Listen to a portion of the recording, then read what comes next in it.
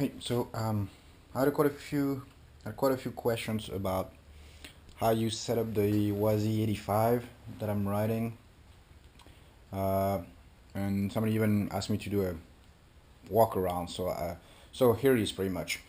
For starters, let me say that the bike is pretty much stock. I changed very little on it. Pretty much essential. One of the reasons is because I try to race for very cheap. Okay. So basically, to make it supermoto, as opposed to other bikes where you can pretty much just change the tires and go for it. Since it's a mini, and you won't be able to find DOT tires that are the right size, or at least it will be very hard to find them. The first thing you have to do is get the wheels.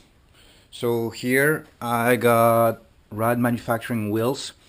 One of the warnings I got when I started this project was that the OEM, the Yamaha hub, that is very good for motocross use, is too weak for supermoto. And basically I was told that they tend to break, so I had a complete wheel, basically, laced and all that. So that's what I started with. In terms of tires that I put on it, I personally use 125 GP tires. I like Dunlops, but it's up to you, whatever you guys want to do. I use, as far as size go, I use 2.5 in the front and 3.5 in the rear. So basically it's a 90 and a 120. Some people use 3.5 and 3.5, so that one of the advantages of doing this is you can get DOT tires or slicks. Basically what you do is you get two fronts, right? Since the 3.5 rim size is actually 120 fit 120 tires, you can get front tires on both the front and the rear of the bike, and it's great because it helps with getting the tire warmed up, which is something that you always struggle with slicks on very light bikes like minis, especially the 85. Personally, to have the slick work, what I do is I sip the tires with a knife, and basically what it does, it is it allows the material to move and basically get more heat in the tire. One of the other changes I made was getting the EBC rotor in the front. So the stock, I think, is 190 millimeters, and this one I believe is 220 or maybe even 240.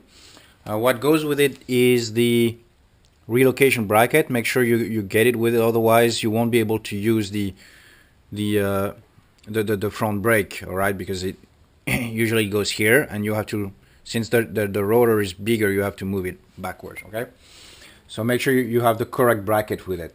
Sometimes on eBay you'll find combos with the good rotor but the bad bracket. Okay, so make sure you get both right. The good thing about the YZ is you get two pots in the front, so you can make do with the stock front brake. It is not great, but it works pretty well still. Make sure you get a braided line. That's the minimum, because you're gonna do a heavy use of it. Okay. The other thing, one of the things I had a lot of problems with was actually the master cylinder. I tried to use two different OEM ones, and both of them were giving me a very squishy, smooshy feeling on the lever, to the point where I was touching the throttle. When I was getting basically the maximum braking power. So I changed to ISR because a friend of mine gave it to me. I wouldn't recommend buying it because it's going to be very expensive. But this one it was giving to me, so that's perfect. And basically it's a 18 or 19 millimeter instead of a 13 stock, and so I have a lot of power. The bad news is the lever is hard like a rock. I mean, it's very, very, very hard. So I gotta go with the whole hand to brake, but it brakes very hard, to the point where I'm actually cooking the rotor a little bit. I don't know if you can notice, it's blue, and you can see here it's being cooked. I mean, it works well. It's not warping because it. I mean, it's made to handle the higher the higher heat, but that's still something. It's not great for the rotor. So I don't. We'll see. I'm discussing with EBC to see if they have any recommendation as far as maybe changing the pads that I use to reduce the heat or something like this. I currently use the EBC Red, and they're okay. I'm not thrilled about them, but they're okay. What else? The other thing you need to change, and that's the biggest change you can ever do on a motorcycle, in my opinion, is changing the suspensions. Okay, front and rear, especially if you're an adult. Make sure it's for your made for your size and weight, right? The other recommendation is have it done by somebody who does supermoto and also does mini, because I went to somebody who does supermoto but no mini, and basically have to do it again. It's not. I'm maxed out on all the settings. I'm slowed as much as possible, and it's still not great. So that's my 2 cents on it. In terms of other changes I've made, basically, I mean, right now I have the stock pipe and a FMF silencer. What I recommend, especially depending on which track you go to, the YZ doesn't have a power valve, so it's all in the high RPM. It's all power, and so basically make sure that if it's something that's a track, I mean, most of the tracks you're going to are tight. I would recommend going to like a fatty pipe. It will give you more mid-range. And then if you're taking to bigger tracks where you're wide open, a lot of the time take something that something else that allow you to get more high-end power. Okay, that'll help you. The one of the other things you can do, depending on where you're racing, is getting the 103.5 kit. Going from 85 to 103 from Eric Gore. It comes highly recommended, and it will give you pretty much power all over. More high end, more up high, and more mid range also. So that's great. One other thing also I recommend for supermoto use is changing the clutch. At a minimum, get some heavy duty springs and plates. I think I got EBC inside, because otherwise, I mean, one of the problems I have is when the engine gets in the power band, then the clutch starts slipping. So it's an issue that that I'm fighting with heavier springs. So that the caveat with that, one of the things you're gonna get because of the heavier spring is the friction point is gonna be very, very, very small.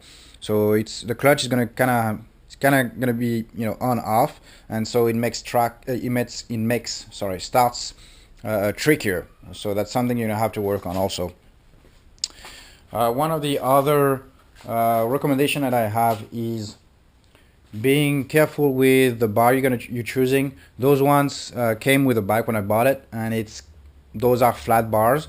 And because I'm an adult, one of the issues I have is when I get the bike down, basically my knee gets in the way, and I'm limited by my lean angle is limited by my knee because the bar touch it. And what I have to do is basically get my knee outside of the bar, so it's not very natural position. I mean, it works, it's fine, but it's just if you have the opportunity, make sure you check that before you get the bars you want. The next time if I do change the bars, I'll get something more higher bars pretty much. The other thing is also that I almost forgot, when you buy the YZ, you have two YZ, right? You got the small wheel and the big wheel. If you can, get the big wheel, because this one is a small one, for example, and see, I have the tire touching a little bit. Basically the 17-inch wheels fit, but I lose most of the adjusting capability. I almost cannot adjust. I always have to be as far as I can, and so sometimes when when I don't when the axle is a little bit too loose, you know, the wheel is going to move and touch the swing arm. Not a huge issue, but you know, something to be aware of. If you have a choice, you should move away. I mean, get the big wheel. Again, this is a small wheel and it still works. So you know, I have pretty much maybe a, you know, half a centimeter of clearance. So so yeah, I mean, you can make it work. Other than that, you know, it just for the rest, I just did what my racing organization required, like, you know, catch cans and, you know, water weather in the coolant and stuff like that. So